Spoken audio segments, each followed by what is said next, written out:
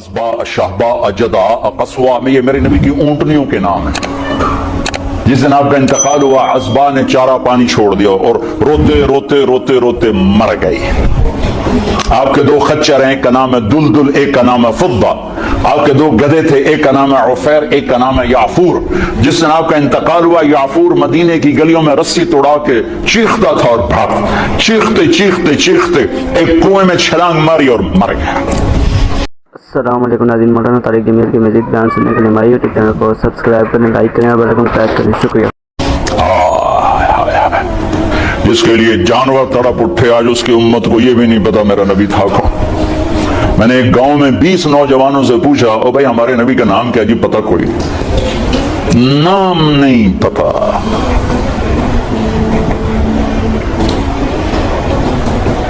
اب جمعے کا خطبہ دیا کرتے تھے، مجمع زیادہ ہو گیا، صحابہ نے کہا جی ممبر بنے تاکہ آپ پیچھے نظر آئیں. کا بنا دو.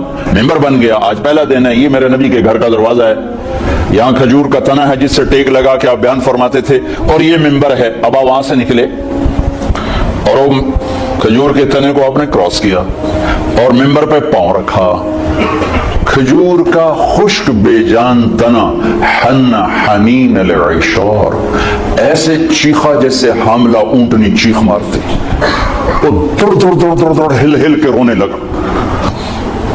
آپ نیچے اترے اور اس کو یوں سینے سے لگایا اور فرمایا ایک تیرے ساتھ وعدہ کرتا، تو چپ ہو جا، مجھے ممبر پہ جانے دے کہ لوگوں کو ضرورت ہے پیچھے مجھے دیکھنے کی. میں تیری جدائی کے بدلے وعدہ کرتا ہوں تمہیں جنت کا درخت بنوا دوں اور جنتی تیرے میوے کھائیں گے. تو وہ آہستہ آہستہ چپ ہوا. پھر اس کی ہچکیوں کی آواز آ رہی تھی، یہ آواز آ رہی، اور پھر ایک دم زمین پھٹی اور اس میں غائب ہو گئی.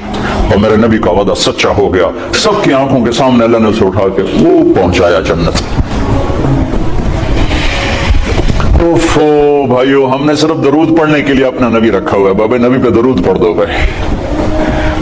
اس کو بطور رہبر مانا ہی کوئی نہیں، بطور قائد مانا ہی کوئی نہیں. لا الہ الا اللہ اندر کی چیز ہے، محمد رسول اللہ باہر کی چیز ہے.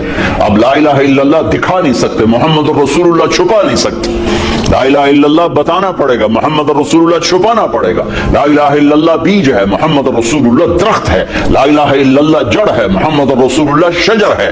لا الہ الا اللہ اندر میں جاتا ہے، محمد رسول اللہ باہر نکلتا ہے. جتنا لا الہ الا اللہ اندر جاتا ہے اتنا محمد رسول اللہ باہر نکلتا ہے. جتنا اس کی جڑیں گہری ہوتی ہیں اتنا اس کا سایہ طاقتور ہوتا ہے، کھنا ہوتا ہے، پھلدار ہوتا ہے، پھولدار ہوتا ہے، خوشبودار ہوتا ہے. لا الہ الا اللہ پاسپورٹ ہے، محمد رسول اللہ ویزا ہے.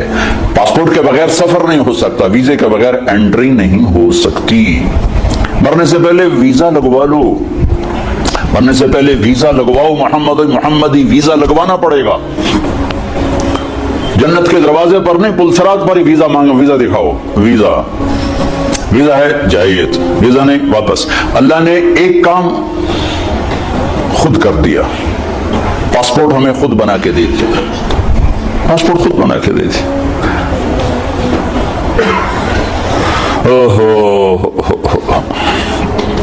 ہماری جماعت تھی سوات میں، تو ایک نوجوان کو ایک ساتھی نے دعوت دی. وہ چپ کر کے سنتا رہا. جب بات ختم ہے کہنے لگا حضرت جی میں ہندو ہوں، مسلمان نہیں ہوں. آپ خوش قسمت ہیں، آپ مسلمان ہیں. مجھے پتا ہے میرا مذہب کچھ نہیں، پتھر اپنے ہاتھوں سے لاتے ہیں، اسی کی پوجا شروع کر دیتے ہیں. لیکن اگر میں مسلمان ہوں تو مجھے 70 رشتے توڑنے پڑیں گے اور کوئی ایک مسلمان مجھے سہارا دینے کے لیے نہیں آئے گا. تو اللہ نے ہمیں کتنی آسانی سے یہ پاسپورٹ بنا کے دے دیا. لو بھائی ماں کے پیٹ سے، ہاں اب ویزا لگوا لو، محمدی ویزا لگوا لو. کہ آج اس کی شان دیکھو گے، جب دروازے پہ دستک ہوگی اندر سے آواز آئے گی کون؟ آپ کہیں گے محمد رسول اللہ. پھر وہ کہے گا امرت الا افتح لاحد قبلک ولن اقوم لاحد بعدک. یا رسول اللہ مجھے کہا گیا تھا کہ آپ سے پہلے نہ دروازہ کھولوں، اور مجھے کہا گیا تھا کہ میں خود اٹھ کے کھولوں، میں کبھی کسی کے لیے نہیں اٹھا. یہ کون ہے؟ یہ جنت کا بڑا فرشتہ رضوان. دروازہ کھولے گا، آپ نے کہا ادخلھا، میں اندر جاؤں گا. ومن فقراء المؤمنین، اور میرے چاروں طرف میری امت کے غریب لوگ پہلے داخل ہوں گے. بھائیو حلال حرام تو اسے بتایا جاتا ہے جسے پتا ہو کہ حلال کرنے والا ہے کون اور حرام کرنے والا ہے کون. ابھی تو لوگوں کو نہ اللہ کا پتہ نہ رسول کا پتہ. ہم انہیں کہتے ہیں سود حرام ہے. وہ پہلے بتاؤ تو وہ ہے کون جو کہہ رہا ہے میرے اور میرے رسول کی جنگ ہے تمہارا. ان کو پتہ ہی کوئی نہیں. جس کی طاقت کا پتہ ہوتا ہے اس کے آگے کون کھڑا ہوتا ہے.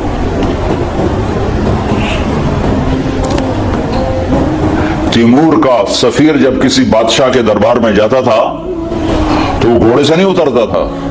وہ گھوڑے پر بیٹھے بیٹھے تیمور کا خط یوں پھینکتا تھا اور جو اس ملک کا بادشاہ نیچے اتر کے جھک کے وہ خط اٹھاتا تھا کہ اس کمبخت کی طاقت کا سب کو پتا تھا کہ وہ کیا بلا ہے. دنیا کا آخری فاتح ہے تیمور. تیمور کے بعد فاتح کوئی نہیں آیا. آخری فاتح تیمور ہے. ایک چھوٹے سے بادشاہ کی طاقت جھکا دیتی تھی بادشاہوں کو.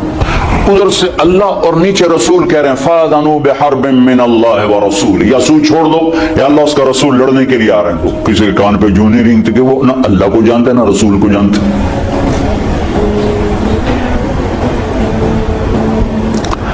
اللہ اس کے رسول کا تعارف ضروری. میں اس لیے پہلے اللہ رسول کا تھوڑا سا تعارف. وہ ہیں کون جن کو جو کہہ رہے ہیں سود حرام ہے, جو کہہ رہے ہیں جھوٹ حرام ہے, جو کہہ رہے ہیں زنا حرام ہے, جو کہہ رہے ہیں کفر حرام ہے, شرک حرام, وہ ہیں کون؟ میں نے فیصل آباد کے تاجروں میں نا بیان کیا. ابھی یہ میزان بینک اتنا زیادہ نہیں ظاہر ہوا تھا تو میں تاجروں میں تھوڑی سی بات کر دیتا تھا بھائی سود کے بغیر آپ تجارت چلو. تو ایک بہت بڑی پارٹی کا چیئرمین آ کر میرے گلے لگ گیا کہ سود کے بغیر کام ہو ہی نہیں سکتا. کر کے دیکھو تمہاری کپاس کون خریدے گا سود نہ ہوگا. سود کے بغیر تمہاری کپاس کون خریدے. میں کہا میری تو بک جاوے گی تو اپنی فکر کر.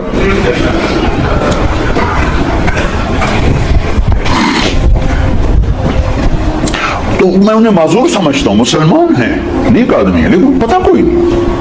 وہ دلیر ہو کے نہیں کر رہے, وہ نادان ہو کے کر رہے ہیں. پتہ ہی کوئی نہیں ان کو کہ کہنے والا کون ہے اور آگے فرمان سنانے والا کون ہے. لا الہ الا اللہ محمد رسول اللہ. کیا اللہ نے جوڑ کے کلمہ بنایا ہے. سبحان اللہ. لا الہ الا اللہ 12 حرف ہیں. محمد رسول اللہ بھی 12 حرف ہیں. اور الف با تا ثا جیم ہا خا میں کچھ حروف ہیں نقطے والے, ان کو کمزور کہا جاتا ہے. یہ موجم ہوتے ہیں, یہ کمزور ہوتے ہیں. اور کچھ ہوتے ہیں بغیر نقطے والے, انہیں محمل کہا جاتا ہے. یہ طاقتور ہوتے ہیں. کمزور طاقت کی ایک چھوٹی سی یعنی بات واضح کرنے کے لیے کہ با کو مطلب بتانے کے لیے نقطے کی ضرورت ہے, ٹھیک ہے, لیکن الف کو مطلب اپنا بتانے کے لیے نقطے کی ضرورت نہیں ہے. جیم کو اپنا مطلب بتانا ہو تو وہ کہے گی مجھے نقطہ لگاؤ, اور ہا نے اپنا مطلب بیان کرنا تو اسے نقطے کی ضرورت نہیں ہے. پھر 2 نقطے لگ جائیں تو اور کمزور پڑ جاتا ہے, 3 نقطے لگیں تو اور کمزور پڑ جاتا ہے. یہ میں نے صرف ایک مثال سے آپ کے سامنے یہ بات واضح کرنے کی کوشش کی ہے کہ نقطے والے حروف کمزور ہوتے ہیں اور بغیر نقطے والے حروف طاقتور ہوتے ہیں. جب مالک الملک نے اپنے لیے نام چنا تو اللہ, کوئی حرف نقطے والا نہیں لایا. اور جب اپنے حبیب کے 2 نام رکھے تو محمد, احمد, کوئی نقطے والا حرف نہیں لایا. اور جب اپنا کلمہ جوڑا تو ایک حرف نقطے والا نہیں لایا. لا الہ الا اللہ محمد الرسول اللہ. اور لا الہ الا اللہ بھی 12 حرف ہیں اور محمد رسول اللہ بھی 12 حرف ہیں. اور میرے نبی نے مثال دے کر کہا کہ اس ذات کی قسم جس کے قبضے میں میری جان ہے, 7 زمینیں 7 آسمان, ان کے سمندر, دریا, پہاڑ, جنگل, درند, پرند, چرند, اور عرش, فرش, لوح, قلم, کرسی, جنت, جہنم, جبریل, میکائیل, یہ تو میں تفصیل کر رہا ہوں, اسرائیل, اسرافیل, اور ساری کائنات اللہ کے سوا ایک پلڑے میں رکھو اور لا الہ الا اللہ لکھ کر دوسرے میں رکھو, لرجحت بہن لا الہ الا اللہ. تو ذات کی قسم جس سے قبضے میں میری جان ہے, لا الہ الا اللہ سب کو ہوا میں اٹھا دے گا. یہ ہمارے دل میں ہے, یہ ہماری زبان سے جھوٹ کو نہیں اٹھا رہا, ہماری آنکھوں سے غلط دیکھنے کو نہیں اٹھا رہا, ہمارے کانوں سے غلط سننے کو نہیں اٹھا رہا, اندر کے بغض کو نہیں نکال رہا ہے کہ نہ اللہ کا پتہ ہے نہ محمد کا پتہ ہے صلی اللہ علیہ وسلم. تو ہمیں ضرورت ہے اللہ اس کے رسول کی ذات کے تعارف کی کہ ہم جانے تو صحیح ہے کون, کہنے والا کون ہے. تو پہلا نقش لا الہ الا اللہ وہ دھندلا ہو گیا ہے، محمد رسول اللہ یہ پہلا نقش ہے، یہ دھندلا ہو چکا ہے، تو سارا بازار جھوٹ پہ چلا گیا، سود پہ چلا گیا، کھوٹ پہ چلا گیا، ظلم پہ چلا گیا، ستم پہ چلا گیا۔ ساری سیرت میں سے 3 چیزیں میں نے نکالی ہیں، عروج و زوال کے 3 اسباب ہیں۔ جس قوم میں عدل ہوگا، جس قوم میں سچائی ہوگی، جس قوم میں دیانت ہوگی، انہیں زوال نہیں آ سکتا، چاہے وہ مسلمان ہے چاہے وہ دہری ہے، دہری ہے کوئی زوال نہیں، اللہ کو مانتے ہی نہیں ہے، اگر ان میں عدل ہے، اگر ان میں سچائی ہے اور اگر ان میں دیانتداری ہے، انہیں زوال نہیں آ سکتا۔ آخرت کا فیصلے آگے ہیں، دنیا میں انہیں زوال نہیں آ سکتا، ان پہ کوئی غالب نہیں آ سکتا۔ جس قوم میں ظلم ہوگا، جس قوم میں جھوٹ ہوگا، جس قوم میں بددیانتی اور دھوکہ ہوگا، انہیں کبھی عزت مل نہیں سکتی، چاہے ساری قوم مسجد میں تہجد میں حاضر ہو اور بیت اللہ حاجیوں اور عمرے والوں سے بھرا پڑا ہو، اعتکاف کرنے والوں سے مسجدیں تنگ پڑ جائیں، لیکن اگر جھوٹ ہے، ظلم ہے اور دھوکہ ہے، عزت کا خواب بھی نہ دیکھیں، ذلت اور پستی مقدر ہو جائے گی۔ میرے نبی ایک پورا زندگی کا پروگرام لے گا، صرف 5 وقت کی نماز تھوڑے لے کر آئے تو 2 گھنٹے کا کام ہے، باقی کیا کریں؟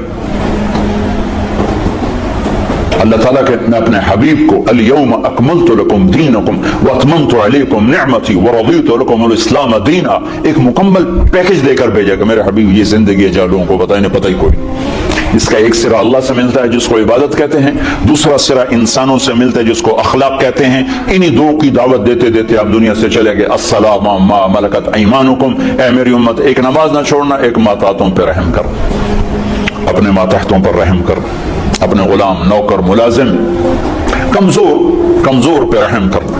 سارے میرے نبی کا دین 2 چیزوں میں آتا ہے، ایک اللہ کا حق ہے جس میں عبادات ہیں، مختصر سا وہ چیپٹر ہے، 5 نمازیں ہیں اور 1 مہینے کے روزے ہیں، اور اس کے بعد حج اور زکوٰۃ مالداروں پر ہے، غریبوں پر ہے ہی کوئی نہیں۔ پھر حج بھی صرف صحت مند مالدار پر ہے جو جانے کے قابل نہیں، اس سے بھی اللہ معاف فرماتا ہے۔ لیکن باقی 24 گھنٹے کی زندگی میں میرا نبی ایک پورا دستور لے کر آیا ہے۔ معاشرہ چلتا ہے میاں بیوی سے، ماں باپ سے نہیں۔ پہلا رشتہ میاں بیوی کا اللہ نے بنایا، پہلا رشتہ میاں بیوی کا بنا، آدم اور حوا، اور آخری رشتہ بھی میاں بیوی کا بنے گا۔ جنت میں جوڑا جوڑا میاں بیوی رہیں گے، اکٹھے ہوں گے سارے، وَمَنْ صَلَحَ مِنْ آبَائِهِمْ وَأَزْوَاجِهِمْ وَذُرِّيَّاتِهِمْ، اکٹھے ہوں گے۔ لیکن جنت کی شروع بھی میاں بیوی ہے اور جنت کا اینڈ بھی میاں بیوی ہے۔ ابتدا بھی میاں بیوی سے کروائی آدم حوا، اور انتہا بھی میاں بیوی سے کروائی کہ ہر آدمی جنت، اور جو یہاں بغیر شادی کے مر جاتے ہیں اللہ تعالیٰ ان کے وہاں اپنی ثوابدید پر ان کے نکاح کروائے گا اور ان کی شادی۔ کچھ عورتیں بغیر لڑکیاں ہوتی ہیں جوانی میں مر گئے، کوئی لڑکے جوانی میں مر گئے، کوئی شادی نہیں ہوئی مر گئے، تو اللہ تعالیٰ ان کی جنت میں خود شادیاں کروائے گا۔ تو زندگی کی جو ابتدا ہے وہ میاں بیوی سے ہوتی ہے۔ تو پہلا جو معاشرت میں دین کا سبق ہے وہ میاں بیوی کا ہے۔ تو میرے نبی نے فرمایا خیرکم خیرکم لأہلہ، بہترین مسلمان وہ ہے جو بیوی سے اچھا سلوک کرتا ہوں، وأنا خیرکم لأہلی، اور میں تم سب سے زیادہ اچھا سلوک کرتا ہوں اپنی بیویوں کے ساتھ۔ پھر کہا خیرکم خیرکم لنسائہ، سب سے بہترین انسان وہ ہے جو عورتوں سے اچھا سلوک کرتا ہوں۔ یہاں سے گھر کو شروع کیا۔ گھر کی ابتدا، کائنات کی ابتدا بھی میاں بیوی ہے اور انتہا بھی میاں بیوی ہے۔ معاشرت کا دین خوشبو کی طرح پھیلتا ہے، خوشبو کی طرح۔ عبادات کا دین بنیاد کا کام دیتا ہے اور معاشرت کا دین وہ عمارت کا کام دیتا ہے۔ عبادات کا دین جڑ کا کام دیتا ہے اور معاشرت کا دین سایہ، پھل، پھول، خوشبو، مہک کا کام دیتا ہے۔ تو میرے نبی نے 11 شادیاں کی، کوئی شوق کی تھی؟ 25 سال کا نوجوان 40 سال کی عورت سے شادی کر سکتا؟ جس عورت کے 2 نکاح ہو چکے ہوں پہلے اور ہر نکاح سے اولاد بھی ہو، ہر شادی سے اولاد ہو، اور 40 سال کی عمر ہو، 2 شادیاں ہو چکی ہوں، اور شادی کرنے والا 25 برس کا خوبرو نوجوان ہو۔ حضرت غامدیہ کہتی ہیں، خزائیہ، ام معبد الخزائیہ آپ کا حلیہ بیان کرتے ہوئے فرماتی رأیت رجلا ظاہر الوضاء ابلج الوجه حسن الخلق لم تعبه خجلا لم تزر به صعلا وسيم قسيم حصين क्या अल्फाज है, फी ऐनैहि ताज, फी सौतिही सहल, फी लिह्यतिही कसाफा, फी उनुक़िही सता। मैंने एक जवान देखा ऐसा हसीन चमकता चेहरा, ना निकला हुआ पेट, ना दुबला पतला, ना पेट निकला के बदसूरत हो जाए, न दुबला पतला के बेरोब हो जाए। चेहरा रोशन, हसीन, आंखों में चमक, खूबसूरत मोटी आंख, आवाज में जादू, गर्दन लंबी, दाढ़ी घनी, चेहरे पर नूर, 14वीं रात के चांद की तरह चमकता हुआ चेहरा। वसीम कसीम, ये दो लफ्ज अजब कहे हैं, दो लफ्ज अजब कहे हैं। वसीम, वसीम किसे कहें? जिसे देखकर आंख ना भरे और हर दफा देखने का शौक बढ़ जाए, उसे वसीम कहते हैं। और कसीम किसे कहें? जो हर तरफ से खूबसूरत हो, सर से लेकर पांव तक, नाखून के अंगूठे से सर के बाल तक हुस्न ही हुस्न का पैकर हो, उसे कसीम कहते हैं। तो कायनात में हसीन बहुत आए, वसीम एक ही आया। खूबसूरत बहुत आए, कसीम एक ही आया, वो है मुहम्मदुर रसूलुल्लाह सल्लल्लाहु अलैहि वसल्लम, जिनको देख के आंख नहीं भरती थी और हर तरफ से हुस्न हुस्न। 40 साल की औरत से शादी हो रही और पूरी जवानी एक औरत के साथ गुजारती। 50 साल आपकी उम्र हुई तो हज़रत खदीजा का इंतकाल हो, 65 साल की उम्र की उम्र, और उसके बाद शादियों की लाइन लग गई। मुआशरत समझानी थी, जिंदगी समझानी थी। आपने फरमाया मा ज़व्वजतु व मा तज़व्वजतु इल्ला बिवाहियिन मिनस समा अता बिही जिब्राईल। कहा मैंने किसी बेटी की शादी नहीं की और कोई शादी नहीं की जब तक कि ऊपर से हुक्म नहीं आया, और जिब्रील लेकर आया। और आपने फरमाया मा तज़व्वजतु व मा ज़व्वजतु इल्ला अहलल जन्ना। मैंने किसी औरत से शादी की हो, मैंने अपनी बेटी की किसी से शादी की हो, सब के लिए मेरे अल्लाह का फरमान है कि सब जन्नती हैं। तो 25 साल की उम्र में 40 साल की औरत से शादी का क्या तुक बनता है? और हुस्न ऐसा कि देखने वाले आंख न भरे। ऐसा आयशा कपड़ा सी रही थी, सुई गिर गई, तो वो कमरे में ऐसी रोशनी नहीं कि उनको सुई नजर आए, तो वो ऐसे ऐसे टटोल रही थी। इतने में आप कमरे में दाखिल हुए तो आपके चेहरे के नूर से सुई चमकने लगी। अक्स पड़ता है ना। तो जो ऐसी हस्ती हो वो तो 25 साल का है तो 20 साल की लड़की तलाश करे अपने लिए। 40 साल, 50 साल की उम्र में हज़रत खदीजा जुदा हुई आपसे जब आप 50 साल के थे, तो उसके बाद शादियों की लाइन लग गई। इल्ला बिवही मिनस समाए अता बिही जिब्रील, के हर शादी आसमान से वही आई। जब आपने हज़रत फातिमा का निकाह फरमाया तो मजमे को मस्जिद में जमा फरमाया और लोगों, जिब्रील मेरे पास अल्लाह का पैगाम लाए हैं कि मैं फातिमा अपनी बेटी का निकाह अली से कर दूं। लेकिन मैं कुर्बान जाऊं शरीयत मुस्तफ़ा पर, आसमान से वही आई है, लेकिन गए हैं फातिमा से पूछने, बेटी अली का रिश्ता आया है, तेरा निकाह कर दूं। और हमारा बेटियों से पूछना ऐब समझा जाता है, और बेटी कोई राय दे दे तो कहते बड़ी बेहया है। आसमान से वही आ चुकी है क्या अली के साथ फातिमा का निकाह किया जाए। फिर मेरे नबी पूछने जा रहे हैं, फातिमा अली का पैगाम आया है, तेरा निकाह कर दूं। जब उन्होंने हाँ कहा, फिर जाकर कहा जाओ मजमा इकट्ठा करो। फिर लोगों को इकट्ठा फरमाया, फिर मिंबर पर खड़े होकर फरमाया कि लोगों, मेरे अल्लाह ने मुझे जिब्रील पैगाम लेकर आए कि मैं अपनी बेटी फातिमा का निकाह अली से अली को सामने बैठाया और सारा मजमा का। फिर आपने खुतबा पढ़ के कहा, अली मैंने 400 दिरहम महर के इवज अपनी बेटी फातिमा बिनते मोहम्मद को तेरे निकाह में दिया, तूने कबूल किया? तो उन्होंने जोर से कहा मैंने कबूल किया, और सजदे में सर रख दिया और जोर से ये दुआ पड़ी, रब्बे औज़िनी अन अशकुर निअमतक अल्लती अनअमत अलैया व अला वालिदैया। इस पर आपने कहा आमीन। फिर आपने सारे मस्जिद में के हाज़रीन को शहद का शरबत पिलाया, खजूर खिलाई। सुभान अल्लाह, क्या प्यारी जिंदगी है, क्या खूबसूरत जिंदगी है। इससे ज्यादा औरत के हुकूक और क्या कोई बयान करेगा। हज़रत उम्मे ऐमन बैठी थी, उनका बेटा मोहम्मद पानी तो पिला, तो उस आयशा नाराज हो गई। कहा तू रसूलुल्लाह से कहती पानी पिला? कहा क्यों ना कहूं, मैंने दूध पिलाया है। आपको 8 औरतों ने दूध पिलाया है, मां समेत, मां के अलावा 7 और औरतें, जिनमें से एक उम्मे ऐमन, हलीमा का तो नाम मशहूर हो गया, 6 और भी, उनमें उम्मे ऐमन भी हैं। तो मैंने दूध पिलाया। तो आप जल्दी से उठे, गिलास उठाया, कहा हाँ हाँ आयशा ये मेरी मां है। आपने खुद गिलास पेश किया।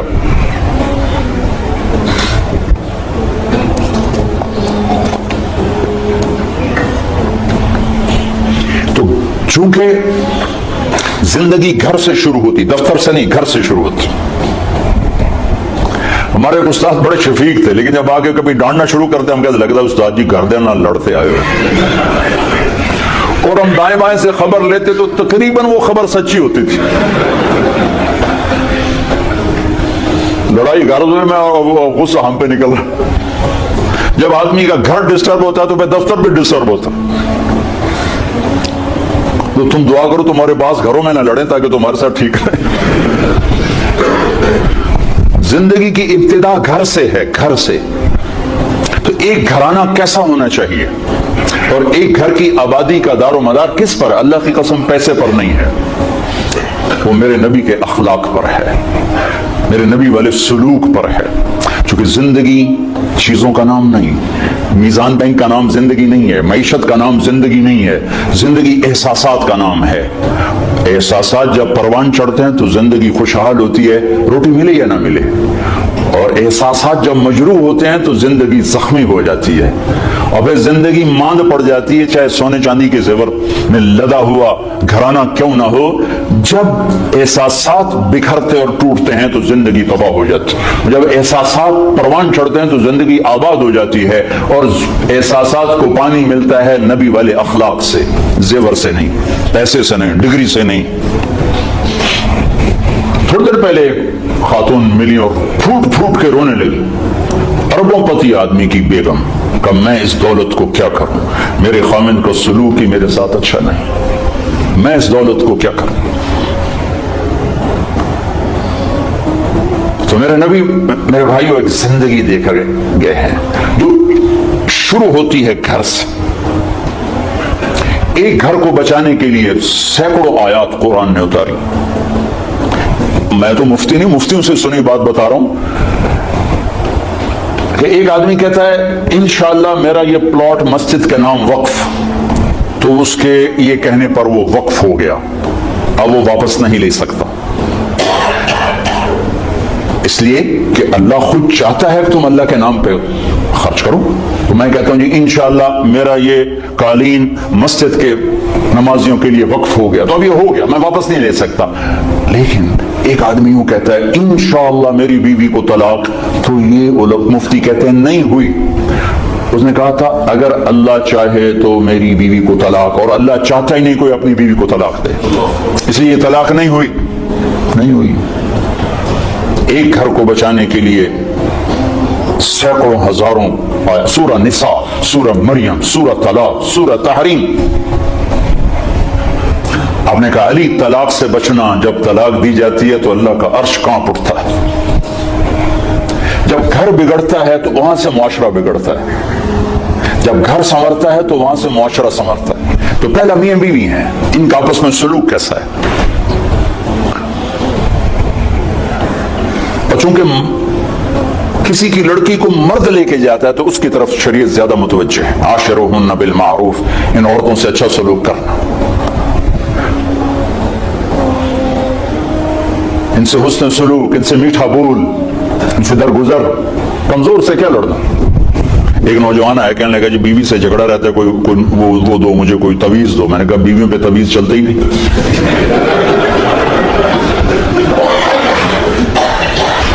कहने लगा तो क्या करूं। मैंने कहा एक काम करो, हो जाएगा मामला ठीक। क्या? मैंने कहा जब तुम खाने पर बैठो तो रोजाना 2-4 लुक़मे अपने हाथ से खिला दिया करो, बस। कोई लंबा चौड़ा काम नहीं भैया। कुछ दिन बाद उसका वैसे ही फोन आ गया, तो मुझे अपनी बात याद आ गई। मैंने कहा मेरी बात पे अमल किया था? कहने लगा नहीं। क्यों? कहने लगा शर्म आती।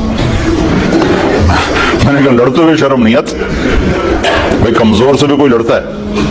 आपने गामे पहलवान का नाम सुना? गामा पहलवान, ये रुस्तम ज़मान का टाइटल इसने लंदन में इसको ताज पहनाया गया था। एक अमेरिका का पहलवान था ज़बिस्को, उसको इसने हराया था 2 घंटे की कुश्ती के बाद, तो फिर उसको ये टाइटल मिला था। ये अंदरून शहर लाहौर में रहता था। तो सब्जी ले रहा था, तो भाव ताव पे कोई बात बढ़ गई, तो सब्जी वाले ने गिलास उठा के मारा गामे को, तो उसके लगा यहां तो खून निकल आया।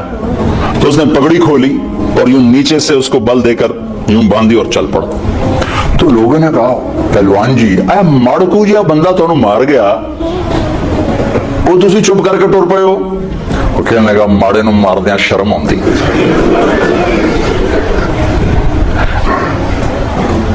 वो कहने लगा, कमजोर पे हाथ उठाते हुए शर्म आती है, क्या करूं?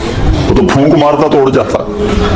कमजोर पे हाथ उठाते हुए शर्म आती। मैं कहा, बेवकूफ, और तुम्हें लड़ते हुए शर्म नहीं आती? चलो जाके मेरी बात पे अमल करो। 1 घंटे बाद उसका फोन आया, कहा मौली साहब अजब हुआ। मैंने कहा क्या हुआ?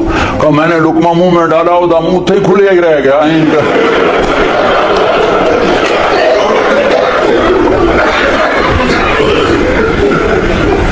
उसने कहा, ये तुम्हें किसी और ने पट्टी पढ़ाई है, तू नहीं कर सकता, मुझे बता किसने? उन्होंने कहा, मुझे तो मौली तारिक जमील ने बताया। कहा उसने उसी वक्त हाथ उठा के दुआ करने शुरू कर दी मेरे लिए कि अल्लाह उसका भला करे, इसने तुम्हें ये इंसानियत सिखाई। आप घर की जिंदगी को पैसे से खुशगवार देखना चाहते हैं, नहीं होगी अल्लाह की कसम। घर की जिंदगी खुशगवार होगी तो दफ्तर भी खुशगवार होगा, और घर की जिंदगी में नबूवत वाले अखलाक आएंगे तो जिंदगी परवान चढ़ेगी। जो आप मेरे सामने मर्द औरतें होती तो मैं औरतों के हुकूक के लिए जो अल्लाह के नबी ने फरमाया वो भी बताया था कि अगर मेरी शरीयत में सजदा होता तो मैं औरत से कहता खामिंद को करे। लेकिन ज्यादा जो मैं देखता हूँ उसमें अहादीस में, वो मर्दों की तरफ खिताब ज्यादा है, क्योंकि वो लेके जाता है और वो बोझ उठाता है और वो जिम्मेदार बनता है। तो आयशा रज़ी अल्लाह ताला अन्हा छोटी उम्र की थी, तो आप उनको लुक़मे बना बना के खिलाते थे। एक दफा हबशी खेल रहे थे मस्जिद में खंजरों के साथ, तो आवाज सुनकर हज़रत आयशा कहने लगी, या रसूल अल्लाह, मैंने ये हबशियों का रक्स देखना है। वो रक्स कर रहे थे तो उनके साथ, खंजरों के साथ। हमारे बचपन में हमारे देहातों में होता था, छोटे छोटे हम थे तो उस वक्त हमारे ये जब टेलीविजन नहीं होते थे तो हम मगरिब के बहुत सारे चांदनी रातों में खेतों में बैठ जाते थे, बड़े छोटे। तो फिर ये इसको हम गतका कहते थे, गतका। तो हमने कहा अच्छा आ जाओ, तो उनको पीछे खड़ा किया, ऊँट बन गए और आप सामने खड़े होकर तमाशा दिखाना शुरू करते। वरना आप कहते तू नबी की बीवी होकर लाया नहीं करती, चल बैठ कुरान पढ़। खड़े खड़े आप थक गए, आपने कहा आयशा बस ना करें? कहने के नहीं बस नहीं, अभी मेरा दिल नहीं भरा। तो फिर आप खड़े खड़े आप यूं सहारा ले रहे थे, थक के ना, खड़े खड़े यूं हो जाते, फिर थोड़ी देर बाद यूं हो जाते, चूंकि थक, फिर थोड़ी देर बाद यूं हो जाते, जब तक हजरत अम्मा आयशा ने नहीं फरमाया बस आप खड़े रहे।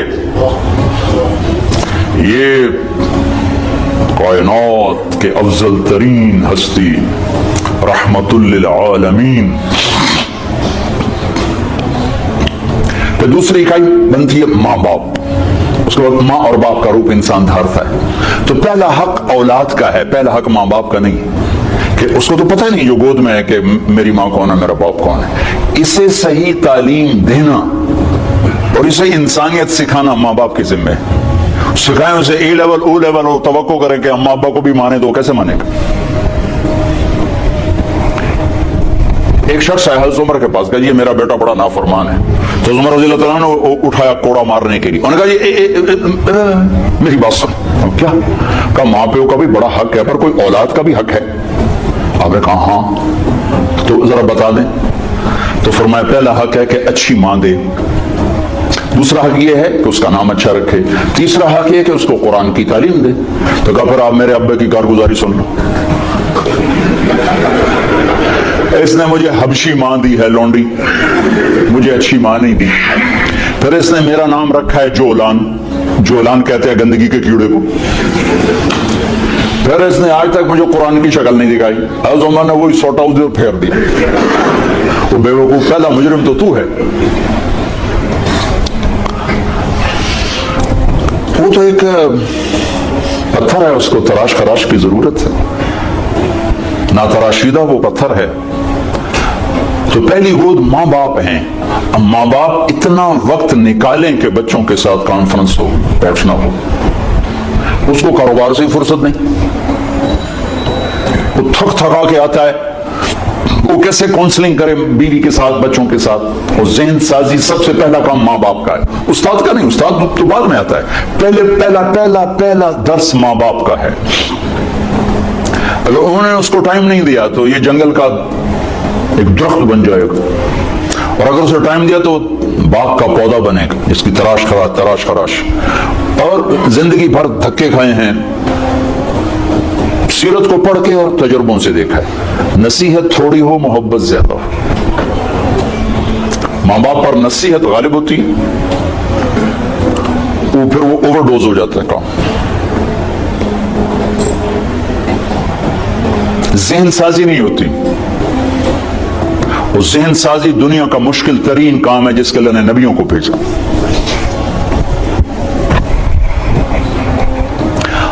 اب مصیبت یہ ہے کہ جس نے ادھار بیچا ہو، ادھار خریدا ہو، وہ گھر میں حاضر ہو کے بھی غیر حاضر ہوتا۔ ہماری ساری تجارت تو چلی گئی ادھار پہ، اور ہوس زیادہ ہے، اسباب تھوڑے ہیں، تمنا زیادہ ہے، اسباب تھوڑے ہیں، تو ذہن فارغ ہی نہیں ہوتا ہے۔ کن قانعا تکن اغنى الناس، قناعت اختیار کا سب سے بڑا غنی بن جائے۔ 15 برس اللہ دیتا ہے تربیت کے، 15 برس ماں باپ کو، 15 برس کے بعد پوری شریعت متوجہ ہو جاتی ہے۔ یہ 15 سال بچے اور بچی کے ہیں، ان پر لگاؤ زور، کہ ان کو اللہ کا تعارف کروا دو، اللہ کے نبی کا تعارف کروا دو، ان کے اخلاق ان بتا دو، ان کو آخرت بتا دو، جنت بتا دو، جہنم بتا دو، پھر ان کی شر سے تم بری و ذمہ۔ ٹھیک ہے، ماں باپ کو ہی نہیں پتا تو اولاد کو کیا پتا ہوگا؟ ماں باپ اگر حق ادا کر دیں اولاد کے لیے تو پھر وہ لوٹ کر ان کی طرف آئے گا، پھر وہ اپنے ماں کو عزت دے گا، باپ کو عزت دے گا۔ ایک ہماری تہذیب تھی وہ ختم ہو گئی۔ بہت چھوٹے بچپن میں میں اپنے دادا کو تو نہیں سنبھلتا، دادا کے بھائی کو میں سنبھلتا ہوں، تو میرے دادا کے جو چھوٹے بھائی تھے ان کے بیٹے ان کے سامنے نہیں بیٹھتے تھے، حالانکہ بالکل جاہل ان پڑھ لوگ تھے دنیا کے لحاظ سے، لیکن ایک تہذیب تھی، ایک ثقافت تھی، دیہات کی، پنجاب کی، غریب کی، امیر کی، ان کے پیٹھ پیچھے بیٹھتے تھے، سامنے نہیں بیٹھتے تھے، سامنے بلاتے تو وہ کھڑے ہو جاتے تھے، بیٹھتے نہیں تھے، کھڑے رہتے تھے۔ تو وہ تہذیب تو ہمارے ہاتھوں سے نکل گئی، چلی گئی، ہر چیز خلط عملا صالحا واخر سیئا کی بجائے اختلط الحابل بالنابل، وہ اچھا برا سب مل کے ہم اپنی ثقافت تہذیب کھو چکے ہیں۔ کچھ وقت ماں باپ اپنے بچوں کو دیں، میاں بیوی آپس میں جب بیٹھو کبھی موبائل فون چالو نہ رکھو، ورنہ تھوڑی ہارے لے لڑائی ہونا۔ اور میں اپنے بھائی کے گھر جاتا ہوں، وہ ہے یہ دل کا ڈاکٹر، وہ بیچارے کی مجبوری ہے وہ کھلا رکھنا ٹیلی فون، کہ کسی وقت ایمرجنسی مرض ہے، ایمرجنسی کال ہوتی ہے، تو وہ میں جب بھی اس کی بیوی کو دیکھتا ہوں نا لڑتے ہوئے، تو اسی بات پہ دیکھ رہا ہوتا ہوں، اے ٹیلی فون ہی تیرا ہر بولتا رہ جاتا۔ وہ کہ میں کی کروں، میری مجبوری، کوئی پیچھو مردہ پہ ہو تو میں کی کروں۔ تو آپ لوگوں کے لیے تو کوئی ایمرجنسی نہیں نا، جب میاں بیوی بچے بیٹھو فون بند کر دیا کرو، نہیں تو اس کی ٹان تمہاری ساری زندگی غارت کر دے گی۔ اس فون نے اخلاق برباد کر دی، گھروں کا سکون چھین لیا ہے۔ ان لنفسک علیک حقا وان لزوجک علیک حقا، تیری بیوی کا تیرے اوپر حق ہے، تیری ذات کا تیرے اوپر حق۔ یہ تھوڑا کہ تم میزان بینک کے ملازم ہوتا ہو، تمہارے گھر میں بھی تمہارا فون چل رہا ہو، بھائی عرفان صاحب کی کہیں کال نہ آ جائے۔ کیوں بھائی بیوی کا حق نہیں؟ کیوں جی عرفان صاحب؟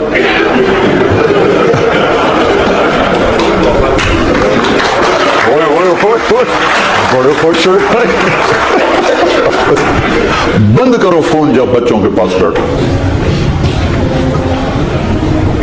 اللہ نے ہمیں خوبصورت زندگی دی ہے، ہم کو مشین تھوڑے ہیں کہ بٹن آن کر دو چل نہیں، مشین بھی چل چل کے آتے میرا تیل تھا بٹا، میرا موبائل تھا بٹا۔ اپنے نبی کی پاکیزہ سیرت پڑھو کہ آپ نے زندگی کیسے گزاری۔ پھر جب میاں بیوی کی کونسلنگ ہو، پھر اولاد کو، پھر وہ حق واپس ماں باپ کو ملتا ہے کہ اولاد ماں باپ کی فرما بردار ہوتی، ان کی آنکھوں کی ٹھنڈک بنتی، ان کے لیے وہ راحت بنتی۔ ठीक है, जब हम उनको टाइम नहीं देते तो फिर माँ बाप के हुकूक सुनाते रहो। हालांकि मेरे नबी ने फरमाया था, काश मेरी माँ जिंदा होती, मैं उनकी ऐसी नौकरी करता, मैं ईशा की नमाज के मुसल्ले पर होता और मैं सूरत फातिहा पढ़ रहा होता और इधर से आवाज आती मोहम्मद, तो मैं माँ के लिए नमाज तोड़ देती। इतनी बड़ी हसरत का इजहार, और माएं जलील हो रही। कौन सा घर है जहां मां जलील नहीं होती? तो इतनी बड़ी हस्ती फरमा रहे हैं, नमाज तोड़ देता। आखिरी हज में